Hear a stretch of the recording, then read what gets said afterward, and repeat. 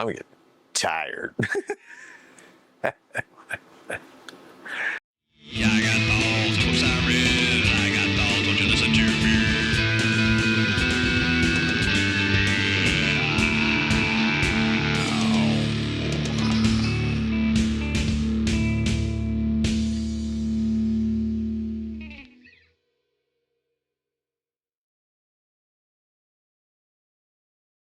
Hello, hello, hello, and welcome to The Author Has Thoughts. I'm the author in question, Gary Ballard.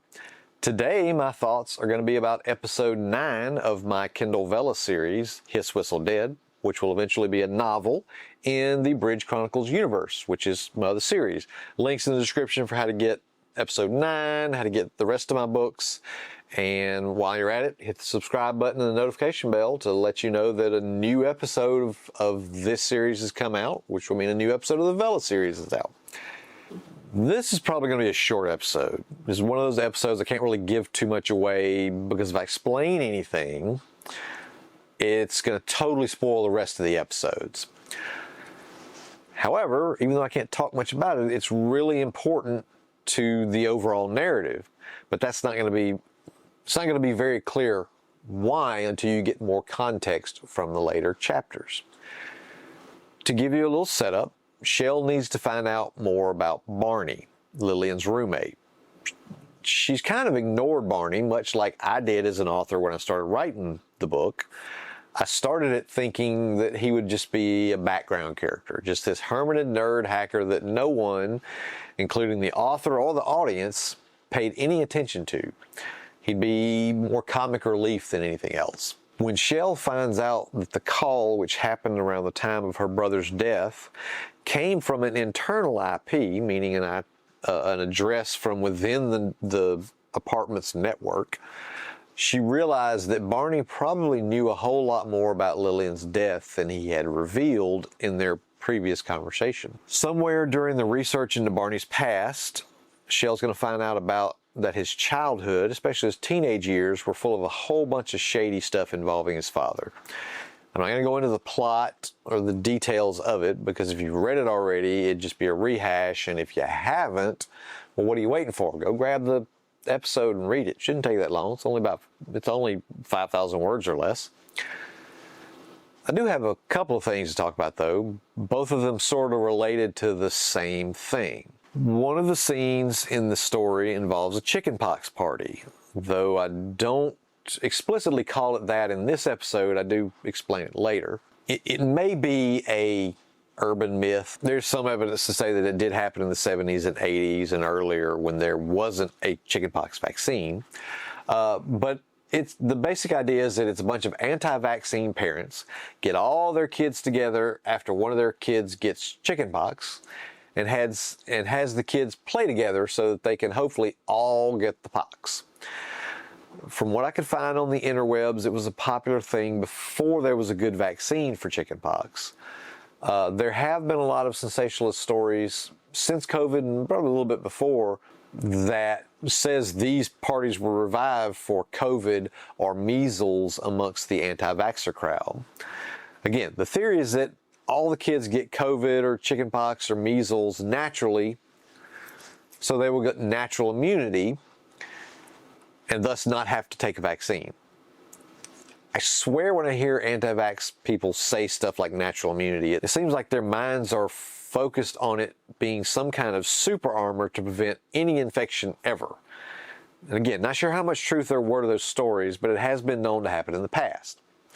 Now, if my tone doesn't give it away, yes, I think being anti-vaccinations is crazy, dumb, and selfish.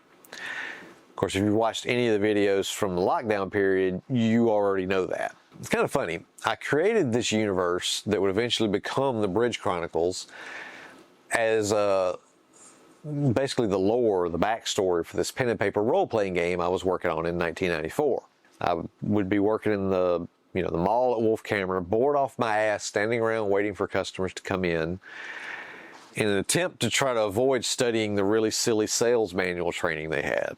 So I was in my head writing this little alternate future, alternate history for the universe from 1994 up to when the game was going to take place in 2030.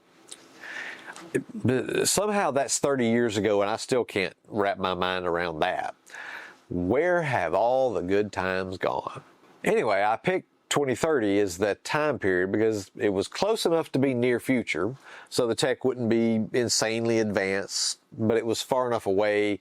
I felt like I could make a history for the timeline and just not have to worry about things that didn't happen in real life. Of course, I suppose I also expected to be publishing the novels that I planned to write with the RPG before this time. They weren't originally attached or had anything to do with Bridge. Bridge came in the late 2000s. As I've edged closer and closer to that 2030 date, though, I've had to come to regard that timeline as kind of an alternate history. One of the main events of the Bridge Chronicles history is the 2017 Venezuelan War, which had a prominent part in the 5th book in the series, Reclamation. If you haven't read it, links in the description to buy it. We did not go to war with Venezuela in 2017, although it was kind of funny because Trump was really saber-rattling about it that year. Totally made me completely uncomfortable. Like this asshole brigade that attached himself to him like some kind of grifter remora swarm were reading my fiction as inspiration instead of a grim warning. Kind of the same problem I have with tech bro billionaires who read cyberpunk as inspiration and not as what the fuck. It's not something you're supposed to want, dude. There's plenty of the Bridge timeline that I do not want to come true, but I never in a million years envisioned that there would be a pandemic that shut down the world's economy for most of the year. Silly me. I actually had enough faith in my government, even back in '94, to think that it would handle something that could potentially kill millions in an efficient and responsible manner. I mean, if anything, that's probably more a reflection of my privilege as a suburb kid than any actual faith in the efficacy of a government. Kind of hard to see worst case scenarios when you're so swaddled in protection. However, Trump's administration really showed a complete lack of ability to pull off even the simplest bits of effort. Every step along the way, the simplest decisions that could have been made by one dude could have saved thousands of lives. If Trump had supported masking instead of saying, oh, it's completely optional and never wearing a mask himself, maybe more people would have been masked up and we would have had less deaths. If he had supported lockdowns earlier or not supported lockdowns ending way too early like they did in many Republican-held strongholds like my own state, or even if they had managed to get the rapid deployment of free testing done early like they should have. God, even fucking supplying medical providers with adequate levels of protective gear was an impossibility for them. And it was just grifters and partisans and incompetent assholes from top to bottom, which really, to me, highlighted the necessity for competent leadership in government rather than just some asshole who tickles your grievance endorphins. Back to the actual story, though, for the main characters in this episode, Shell, Lillian, Barney, and Bridge, all of them would have gone through COVID lockdowns in some way, and that does inform this story both consciously and unconsciously. I've had to incorporate the history of COVID into the Bridge history, and some of what this book is about is kind of an extrapolation of how those times probably affected kids who were in their teens when the lockdowns happened. Shell and Barney were all in high school. Specifically, Barney was around 16 in 2021. Bridge was college age, although I don't know that I've ever said if he went to college. I think he did for a little bit. Lillian would have been in like late middle school, early high school. There is ample research to say that, you know, that isolation of that year of lockdown would have and did affect their mental health to varying degrees. And other than the anti-vax stuff, I didn't consciously, overtly write and say these are the effects of lockdown. But I do think that some of the isolation that I felt in the last year or so seeped into a bit of the isolation of the characters. Bridge and Shell came out of the lockdowns and became shut-in hackers. And even after Bridge got out into the world amongst people and, dealing with people on a face-to-face basis, he still built this emotional wall around himself. Shell offhandedly thinks about just how little she gets out in any physical way. We're going to see how the pandemic affected Barney more in later episodes.